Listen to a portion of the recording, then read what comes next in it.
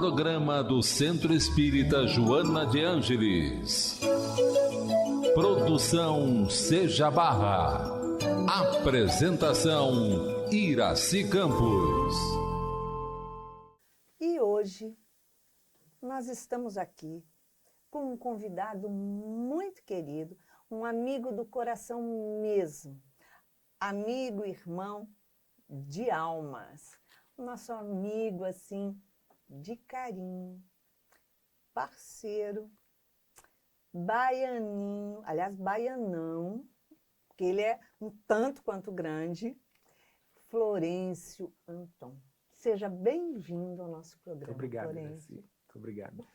Florencio é o único médium que faz pinturas mediúnicas e que foi testado, experienciado por uma quantidade grande de locais fora do nosso país, outros países e também no nosso país.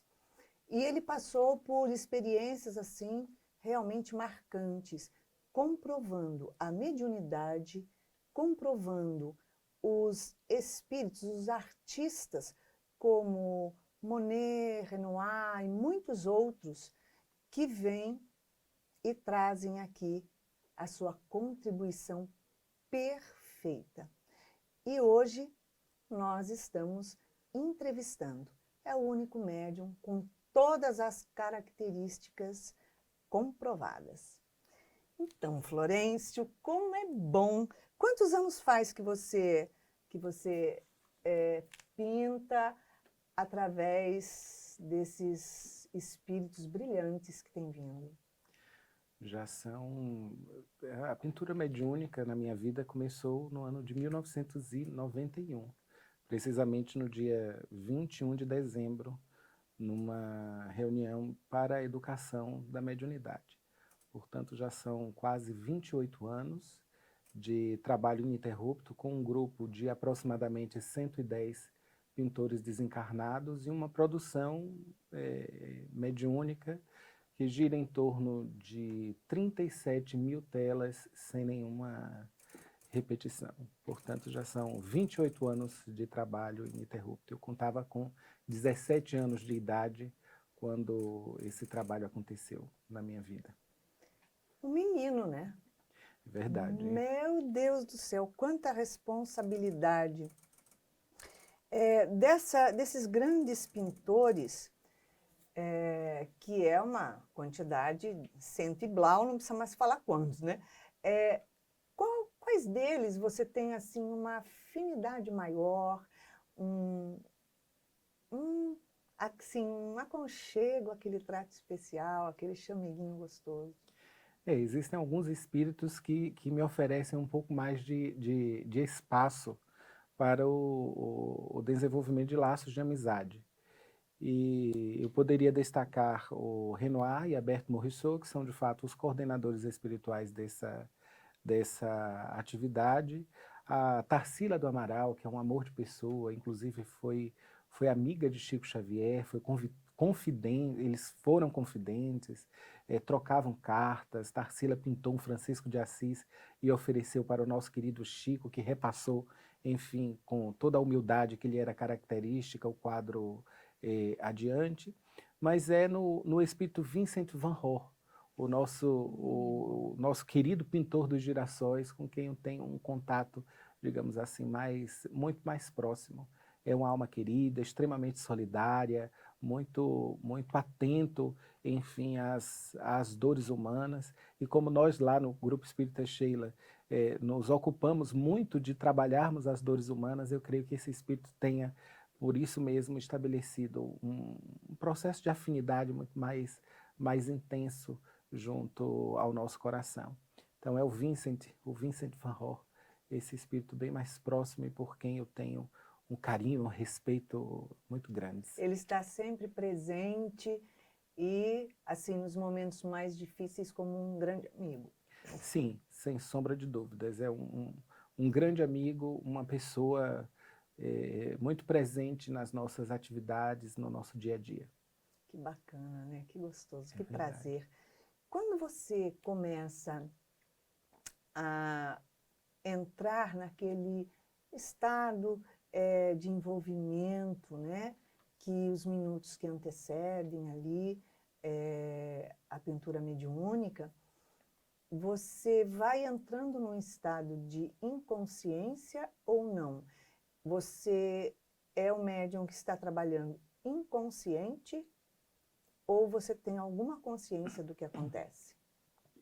Iraci, eu peço permissão só para fazer algumas considerações à luz da doutrina espírita. Quando Kardec se referia a consciência e inconsciência no campo da mediunidade, ele não queria se reportar de fato à lucidez do médium durante o processo de transe, mas em si a noção que o médium tinha de que era médium ou não. Aqueles que eram médiuns e não tinham noção de que eram médiuns, Kardec os entendia como médiuns inconscientes. Aqueles que eram médiuns e sabiam que eram médiuns, médiuns conscientes. Nós, normalmente, no movimento espírita, nos utilizamos do termo para referirmos-nos à lucidez durante o processo de transe. E durante o transe da pintura mediúnica, eu fico na maior parte do tempo em estado de adormecimento, ou em estado de sono. Conforme as pesquisas, as últimas pesquisas que nós participamos, nos comprovam isso. Existe uma produção massiva de ondas delta e as ondas deltas elas surgem durante o processo de sono profundo. Então, no transe, eu fico a maior parte do tempo apagado. Nada obstante, em alguns instantes, esse transe se superficializa, às vezes eu abro os olhos e o que eu vejo é uma imagem desfocada, uma cor, digamos assim, isolada, mas não tenho a visão de conjunto. De uma maneira geral, quando eu retorno do transe, a minha sensação é aquela de uma pessoa que dormiu, sonhou, acordou, sabe que sonhou, mas não tem, digamos assim, o sonho completo. Então é esse o estado em que eu me encontro durante o processo de produção mediúnica na pintura. Florencio, me diz uma coisa. É a curiosidade, né, do público em saber como é que você, tipo assim, combina, marca dia, horário, e aí quem é que vai vir? Eu vou estar tal dia, tal horário lá no Seja Barra para fazer uma sessão de pintura mediúnica, quem se habilita? Como é que funciona isso? Essa é uma organização que está a cargo dos espíritos desencarnados e localizada nas pessoas de Renoir e Berthe Morisot. Durante muito tempo, na nossa trajetória de exercício de pintura mediúnica, com uma certa antecedência, nós solicitávamos a autorização dos espíritos para o desenvolvimento de determinado trabalho. Seria o equivalente a dizer, nós agendávamos com os pintores desencarnados. E na grande maioria das vezes eles autorizavam e em outras vezes eles não nos autorizavam o trabalho. Foram raros os episódios de falta de autorização para desenvolvimento dessa atividade pública de mediunidade. No entanto, nos últimos anos, nós passamos nós abandonamos essa prática em função da própria seriedade do trabalho e dentro da perspectiva de que nada acontece por acaso.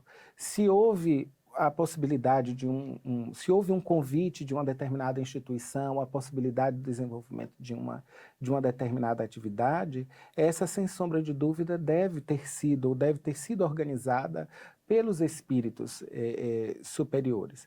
De maneira que eu chego nos ambientes e procuro, nesses ambientes onde nós marcamos as atividades, estabelecer uma sintonia fina com o pensamento dos coordenadores dessa atividade. Eu poderia dizer que seria até um tipo muito sutil de evocação. Não podemos nos esquecer de que a evocação é algo muito legítimo dentro do processo mediúnico. Allan Kardec, quando publicou o Livro dos Médiuns, publicou com o subtítulo Guia para os Médiuns e para os Evocadores. O médium evocador é uma das categorias estudadas por Allan Kardec, de maneira que eu me sinto muito confortável em assumir uma atividade dessa natureza, sem um contato prévio, digamos assim, com os espíritos. em função da seriedade do trabalho, em função do completo desinteresse, nós cremos que os espíritos superiores haverão de nos assistir. E se por alguma circunstância o trabalho não puder acontecer, não há nenhum problema. Isso, inclusive, faz parte do nosso processo de aprendizado, porquanto os espíritos, eles não são as almas dos homens e, em algumas situações, de fato, não podem atender ao nosso chamado. Como não se trata de um show, como ninguém pagou nenhum ingresso para poder entrar, nós não teremos nenhuma obrigatoriedade de devolver absolutamente nada, sairemos apenas com a aprendizagem do fato de que nenhum médium ou nenhum grupo tem poder absoluto sobre os espíritos. Maravilha. Porque, em realidade, quando se agenda, né, com o médium para trazer essa manifestação a público para que as pessoas compreendam, né, que existe algo muito maior entre o céu e a terra, né, que é a vivência, né, a interação dos espíritos encarnados e desencarnados. Então, automaticamente, como eles acompanham você, como eles estão com você, e a gente sabe que, para que se dê um trabalho mediúnico, esses espíritos mais elevados precisam estar sempre nos assistindo para que a gente esteja, né, em ponto de servir, né? Então, quer dizer, a agenda acaba sendo deles. É verdade, né? É verdade. Eles sabem mais da nossa vida do que a gente mesma. Eu não tenho dúvida. Florencio, agora uma coisa que chama muita atenção.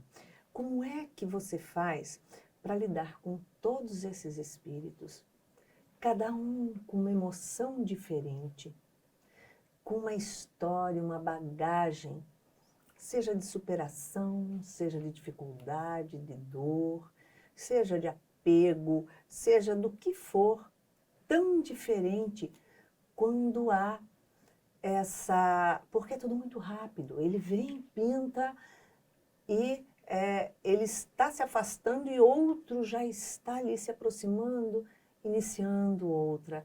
E cada um tem uma emoção, é claro. E não é porque o espírito desencarnou que ele não tem as emoções das ligações que ele tem com os seus amores, né? Como é que funciona isso em você? Iraci, eu sou o que Allan Kardec chama de médium natural. Então, desde os 8 anos eu percebo os espíritos e com o passar do tempo esta situação se tornou muito, muito simples, como ligar para alguém e matar a saudade através do telefone ou através de uma mensagem. De maneira que o trânsito dos espíritos por minha vida, nesses últimos anos, não tem me causado muito impacto emocional ou grandes diferenças, enfim, especificamente falando, na minha trajetória existencial. Durante as atividades públicas de pintura, os espíritos geram em mim um tipo de situação que nós chamamos de automatismo motor. Então, eu registro muito pouco as emoções dos espíritos durante o processo de transe.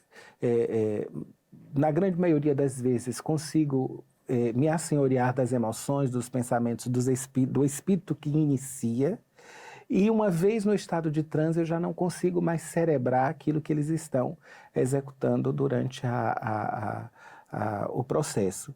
Agora, na minha vida comum, no meu dia a dia, e nas atividades mediúnicas da nossa instituição, aí sim eu consigo sentir os espíritos com um pouco mais de profundidade. E eu devo confessar que é extremamente gratificante, porque isso nos dá a certeza da imortalidade da alma, nos confere a possibilidade de analisarmos o panorama emocional, individual dessas inteligências extracorpóreas que se mantêm após o fenômeno biológico da morte. E é no sentido mais íntimo, um processo de aprendizado fenomenal sobre o nosso futuro, sobre aquilo que enfim nos espera. É óbvio que nós, por conta de ainda estarmos mergulhados num planeta de provas e expiações, cuja característica dos seus habitantes é a propensão para o mal, nós também travamos contato com entidades menos boas e que estão ainda com os corações mergulhados na maldade. Mas isso também é uma fonte de aprendizado para que nós possamos trabalhar o máximo que pudermos, aqui e agora, usando o presente como essa oportunidade maravilhosa que a vida nos concede, a fim de não chegarmos no plano espiritual com as mãos vazias. Nossa, isso é lindo.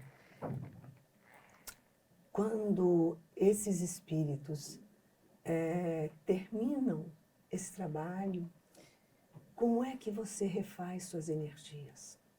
Porque a gente sabe que perde energia, né? A gente perde não, a gente gasta energia. É verdade. Utiliza muito delas. Como é que você faz para refazer suas energias? Olha, eu costumo encarar a faculdade mediúnica como um exercício que faz parte do leque de possibilidades humanas. Então, da mesma forma que a gente, depois de uma atividade esportiva, volta para casa, toma um banho e deita na cama para relaxar, assim também na mediunidade.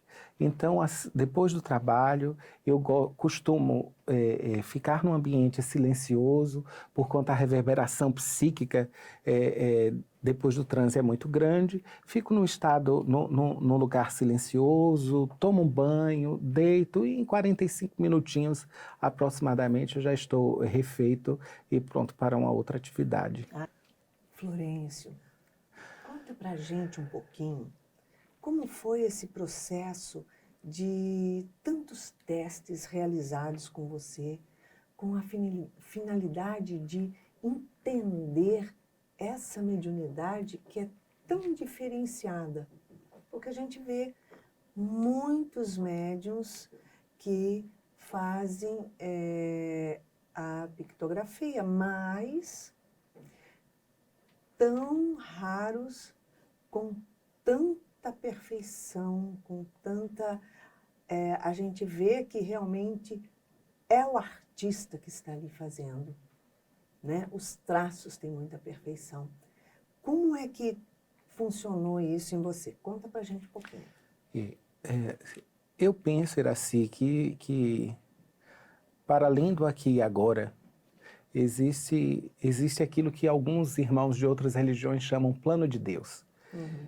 E eu penso que a divindade, os espíritos superiores, os tutores do meu processo reencarnatório, devam ter já previamente estabelecido alguns programas. E entendo pessoalmente que o médium de exposição pública precisa sim estar à disposição da ciência. Mas eu digo aquela boa ciência, a ciência que é desenvolvida nos meios universitários, profundamente conectadas com os códigos de ética que norteiam, enfim, as pesquisas em humanos. E sempre entendi que nós, como médiuns, poderíamos oferecer a nossa contribuição a uma ciência que, por força da filosofia positivista e do paradigma materialista, se tornou muito fragmentadora, extremamente reducionista, biomédica, tecnicista, afastando, enfim, daquilo que constitui o humano a sua expressão talvez mais essencial, que é a espiritualidade. E então, diante disso, eu sempre me dispus a participar como pesquisado, como investigado desses projetos de pesquisa em torno da espiritualidade humana. Já desenvolvemos, se não me falha a memória, participações em 5 pesquisas. A primeira delas gerou um livro chamado Mediunidade e Estados Alterados de Consciência. Foi publicado pelo Dr. Carlos Alberto Tinoco e professor Carlos Alberto Guimarães, da Universidade Federal da Paraíba. o primeiro engenheiro físico do Instituto de Pesquisas Parapsicológicas do Brasil, na cidade de Curitiba, e o segundo, um professor doutor na área de psicologia. Os achados foram bem interessantes, nós estivemos sendo avaliados por uma junta formada por médicos psiquiatras, por psicólogos, por críticos de arte, e o resultado foi um resultado favorável à tese espírita da mediunidade. Eu gosto sempre de frisar que o espírito já está comprovado, porque nós espíritas temos uma ciência. Aliás, o espiritismo em si, na perspectiva de Kardec, é toda uma ciência com processos filosóficos que redundam em transformações morais. Então, a ciência espírita já comprovou o espírito. No entanto, as ciências ordinárias ainda buscam entender esse tipo de manifestação humana.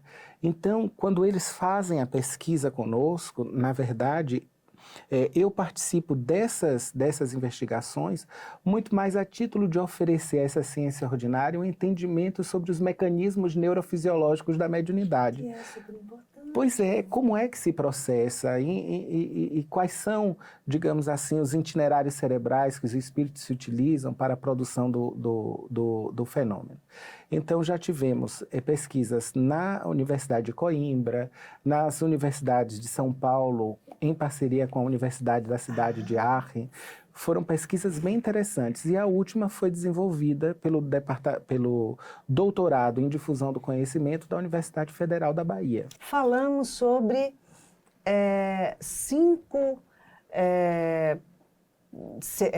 momentos que você passou por testes assim, no país e fora do país. Qual desses momentos que foi mais assim pontual, mais difícil para você? Porque a gente sabe que tem pessoas que buscam a comprovação para levar isso à humanidade. E tem pessoas que buscam a comprovação para dizer não existe.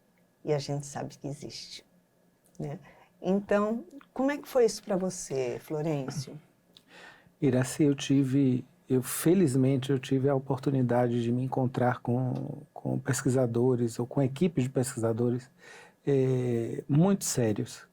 E todos eles iniciaram as suas investigações de uma forma isenta, sem nenhum tipo de preconceito ou de informações ou de conceitos a priori da observação do fenômeno. Agora, eu posso dizer que os momentos mais desafiadores, eles se encaixaram na pesquisa de 2013, mas muito mais por uma questão de limitação pessoal do que propriamente pelos protocolos de pesquisa. Porque as investigações, elas previam exames dentro de tomógrafos, né? Tratava-se de um trabalho de investigação da mediunidade a partir da ressonância magnética funcional. Então, quando eu ia entrando naquele tubo, e eu sou muito grande, ficava extremamente apertado, eu sentia um desespero enorme, né? Um pouco de claustrofobia.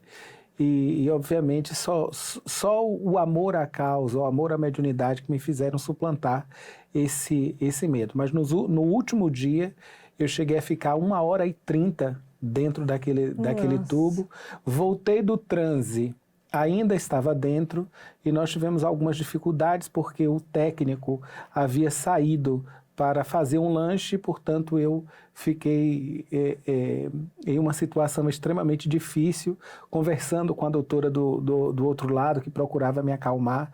Portanto, essa experiência em si foi talvez, de todas as que eu participei, a mais difícil em função dessa limitação pessoal. Nossa, realmente é muito bacana a gente ver esse trabalho acontecendo, né? É de muita emoção e traz um despertar, né, para a gente isso. Dentro dessas experiências todas que você passou, a mais recente tem o quê? A mais recente tem 6 meses, 6, 7 meses. Aconteceu em dezembro do ano passado. Ah, certo. Também foi uma universidade que vem buscando uma outra comprovação. Exatamente. A investigação ela está sendo levada a cabo pelo grupo NITRE, do doutorado em difusão do conhecimento, da Universidade Federal da Bahia, junto às pesquisas de redes cerebrais e mediunidade. Esse grupo desenvolveu um projeto liderado pelo professor Dr. José Garcia, e na oportunidade eles monitoraram o meu cérebro através do eletroencefalógrafo. E isso gerou alguns gráficos bem interessantes e que apontam para o fato de que durante o processo de transe eu estou realmente em estado de sono profundo.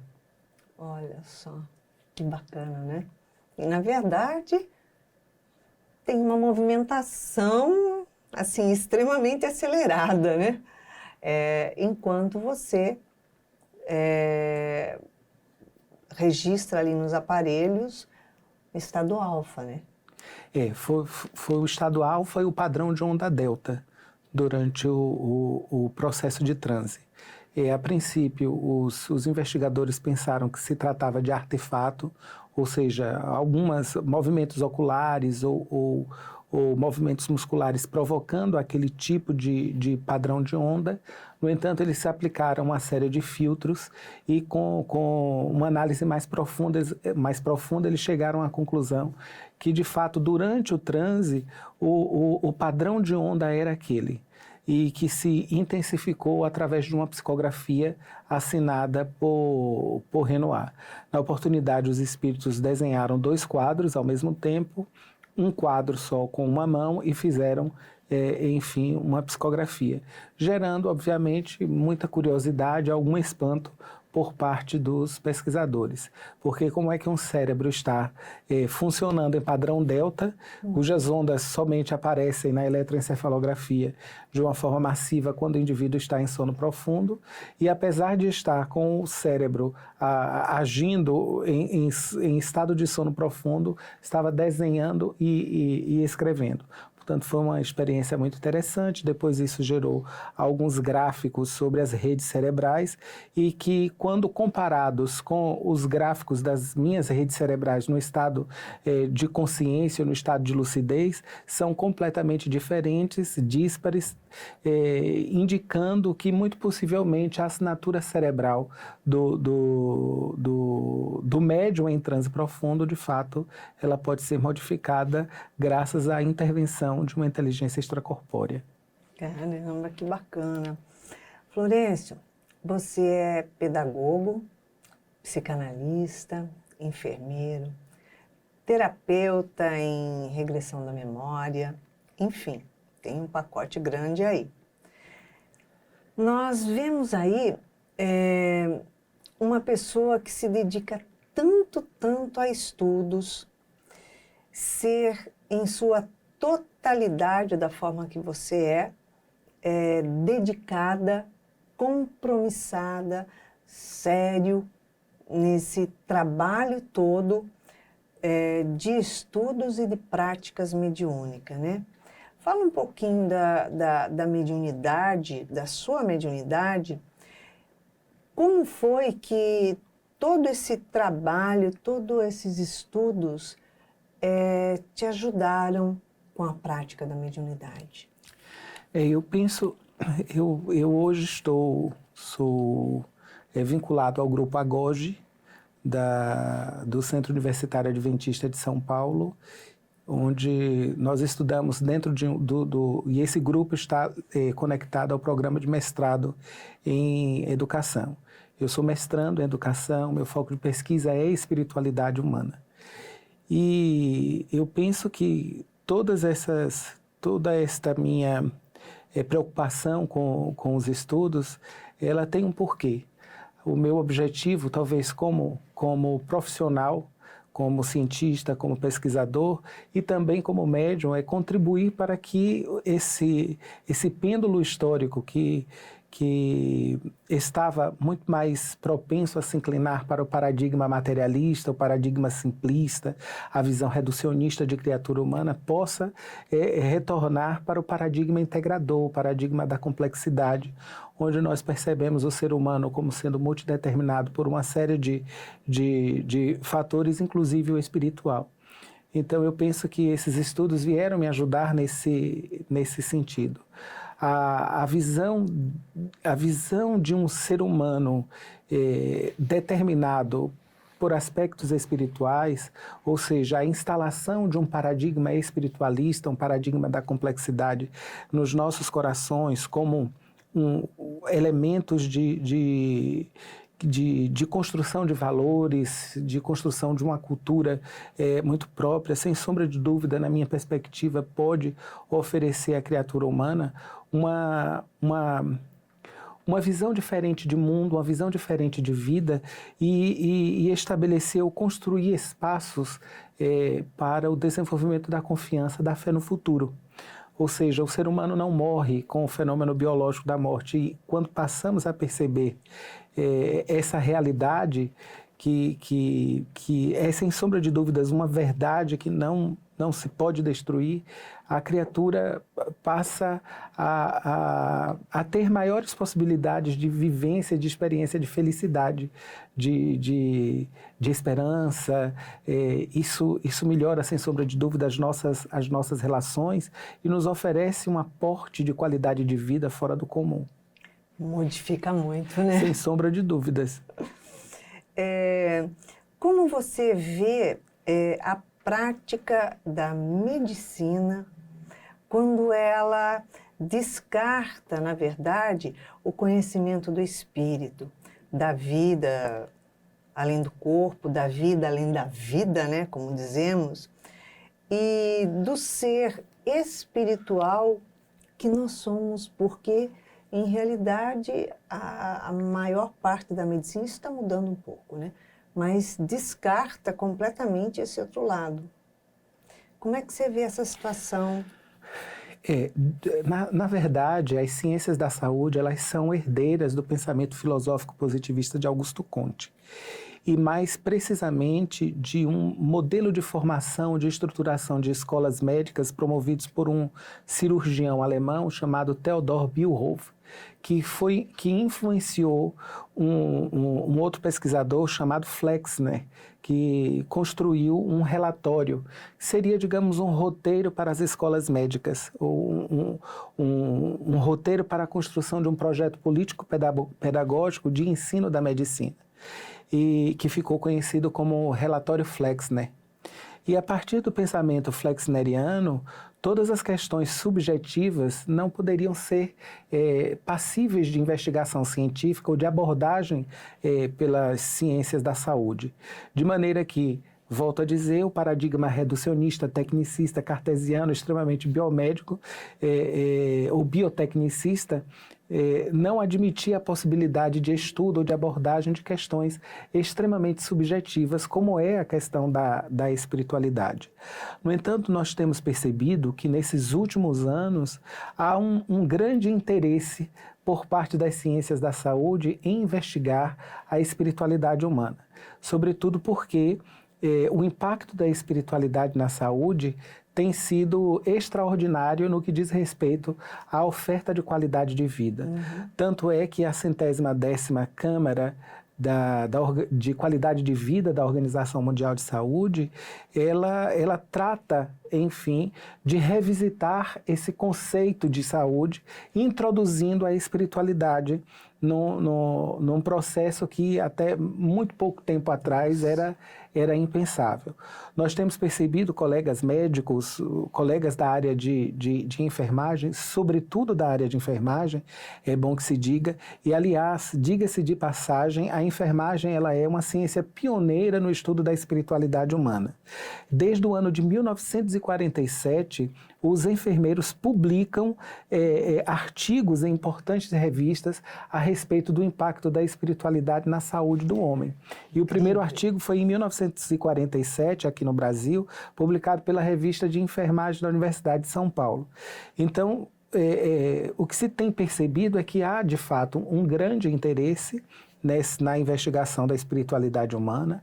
Aqui no Brasil nós temos centros de referência de pesquisas. Eu posso citar as pesquisas do professor Dr. Alexander Moreira de Almeida, do Núcleo de Pesquisa em Espiritualidade e Saúde, da Universidade Federal de Juiz de Fora. Posso citar também as investigações da professora doutora Tânia Menezes, que conseguiu instalar no mestrado e doutorado em enfermagem na Universidade Federal da Bahia 2 disciplinas. Uma disciplina Espiritualidade e Saúde e uma outra disciplina Cuidados Paliativos e Tanatologia, o que é, na nossa perspectiva, um grande avanço. Importantes centros universitários do nosso país já se debruçando sobre os estudos desta faceta humana. Cada vez crescendo mais isso, né? Sem sombra de dúvidas. E o que me parece é que tem havido um grande interesse pelos centros de formação médica em introduzir disciplinas optativas nessa área. Porque sabe-se que está fazendo alguma diferença, por mais que não queira se aceitar, né, do lado da medicina, sabe que alguma coisa está acontecendo, né? É verdade. Porque eles recebem quantos e quantos quadros, né, de pessoas que teve uma regressão na doença e se estabilizou e não sei o quê, e não seria lógico isso acontecer pelo que a medicina apresenta, né? Então, hoje nós vemos cada vez mais profissionais que estudam a mente humana, buscando cada vez mais encontrar onde que é esse bendito ponto da espiritualidade, né? Essa essência que diz quem é que nós somos. Como você vê esse processo terapêutico nesses tempos atuais? Eu acho interessante. Eu atuei como psicanalista durante 11 anos dentro do meu consultório. A psicanálise freudiana ela é muito ortodoxa e talvez um pouco afastada das investigações ou das possibilidades de associação do pensamento psicanalítico à questão da espiritualidade ou das manifestações espirituais e religiosas. No entanto, eu percebo que, conforme disse, por força mesmo dessas necessidades ou por força de que os tempos são chegados, as ciências, de uma maneira geral, elas têm se aberto para a investigação da mente humana dentro desse paradigma integrador. Então, percebo muitos colegas, alguns psicólogos profundamente preocupados com estas questões. Uma coisa que me ocorre aqui agora é o estudo de uma importante física americana sobre o ponto de Deus, que nos indica que quando nós pensamos em Deus, qualquer que seja a palavra que emitamos, Javé, Jeová, Alá, uma área adjacente à glândula pineal se ilumina. E a física Donna Zohar, a física neurocientista. Então, parece-nos que até na estrutura humana, o espírito, na estrutura biológica humana, o espírito de Deus, enfim, se manifesta.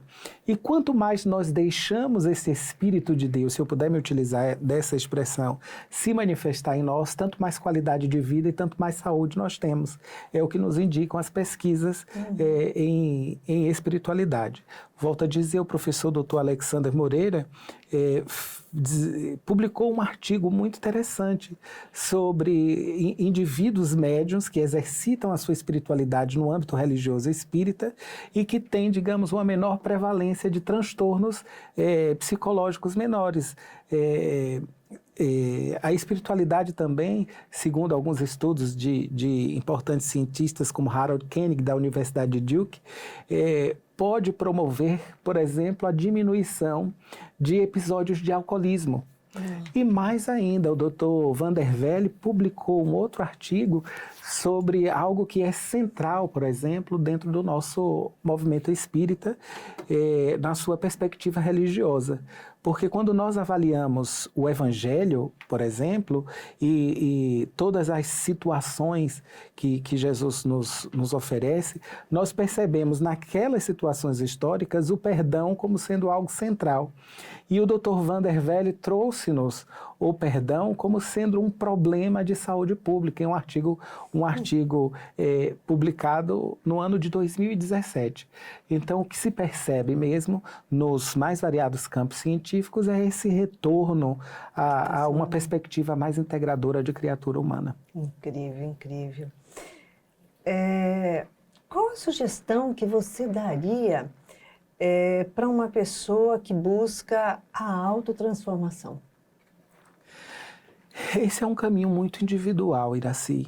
É extremamente difícil nós indicarmos direções, porque quando nós apontamos caminhos para as pessoas, de uma certa forma nós nos tornamos responsáveis pelos seus passos. Então eu posso dizer daquilo que aconteceu comigo. E o meu processo de busca pessoal, de busca do self, de autotransformação perpassa por um esforço extremo de entendimento de mim mesmo, das minhas emoções, de estudo das minhas inclinações, dentro daquela perspectiva do respeito também dos meus próprios limites. Existem situações, por exemplo, que eu não consigo ainda avançar. Isso diz muito respeito à minha humanidade. Então, quero dizer com isso que é necessário, extremamente necessário, aquele processo de autoaceitação. Aceitar as suas limitações, conhecer as suas limitações e, obviamente, trabalhar dentro daquilo que você pode para ampliar o seu lado melhor. Você acha que a regressão de memória, ela pode auxiliar bastante nas construções mentais para que a pessoa tenha um equilíbrio maior? Eu não só acredito, como já percebi junto aos meus pacientes grandes melhorias. Alguns de nós espíritas não aceitamos muito bem a possibilidade de adentrarmos ao passado reencarnatório dentro da perspectiva de ajuste, porque existem determinados conceitos que dizem que o que passou, passou. Se nós nos esquecemos do passado, é por um mecanismo, digamos assim, de proteção. No entanto, por exemplo, a partir da psicanálise, Freud levava os seus pacientes a reviverem determinadas experiências que aconteceram, por exemplo, na sua infância.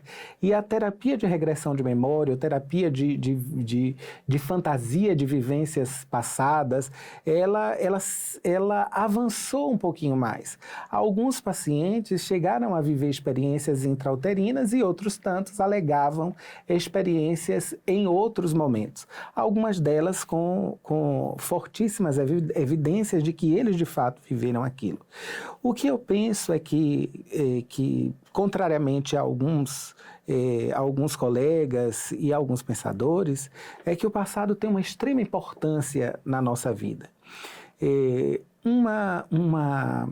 Uma metodologia chamada metodologia autobiográfica, que surgiu em contraposição, por exemplo, à filosofia positivista de Augusto Comte, que não entendia a sociologia como a ciência, ou não aceitava a sociologia como a ciência, e que foi resgatada, por exemplo, nos últimos 10 anos pela pedagogia na área de formação de professores, vai ser muito importante no esclarecimento dessa questão, porque ela exatamente nos diz que quando nós olhamos para o passado, ou quando nós sugerimos narrativas do nosso passado, nós ressignificamos o nosso presente. Nós aprendemos um pouco, nós visitamos as experiências difíceis que nós vivemos, extremamente desafiadoras, e tratamos de não repeti-las, digamos, no presente atual, na nossa trajetória atual. Então, como terapeuta de regressão de memória, eu entendo que levar um paciente ao passado significa descortinar ou desvelar o problema a partir de uma nova perspectiva ou de uma outra perspectiva, uma perspectiva mais afastada, em que ele pode avaliar as ações que esboçou de maneira a se reposicionar na sua existência atual, anulando, a partir dessa experiência de aprendizado, o trauma que viveu naquele então. Então, eu defendo, não é uma terapia espírita, é uma terapia de base espiritualista, porque acredita na reencarnação, mas não é uma terapia espírita, é bom que se diga, e deve ser entabulada dentro dos consultórios de psicologia ou de psicanálise, junto a terapeutas muito bem formados. Não, jamais por curiosidade para saber o que você foi, deixou de ser, mas por uma construção, né, psicológica de equilíbrio, para que você entenda muitas vezes o ciclo, né, ou fechar o ciclo, né? Que você esteja vivendo e que você não consegue entender por quê. É verdade. Né? Eu vejo muito por esse lado, porque se nós estamos hoje em determinada situação que nós nos envolvemos em conflitos, nós temos as nossas angústias, as nossas dificuldades, nós não juntamos isso somente nesse trechinho de encarnação que temos. Exatamente. Isso tudo já é resultado de muitas experiências, cabeçadas que nós demos e que a gente está trazendo isso muito vivo dentro da gente. Então, quando conflita com a situação atual, é que vai eclodir alguma coisa, né? É verdade, nós poderíamos dizer assim, são ciclos viciosos ou núcleos de experiências passadas que determinam, digamos assim, ou que vão se repetindo ao longo das nossas existências e que se transformam, digamos assim, em elementos definidores do nosso comportamento. Então, a partir do momento que nós lançamos luz ou trazemos esses elementos do inconsciente para o consciente, quando nós os iluminamos pela nossa razão, nós passamos a entender o porquê da insistência em determinado comportamento que nos infelicita. E isso, obviamente, gera um grande bem-estar, porque você se livra desse núcleo, procura trabalhar esse núcleo para não repetir o comportamento vicioso e, por consequência, consegue conquistar uma certa qualidade de vida. Isso é muito bacana.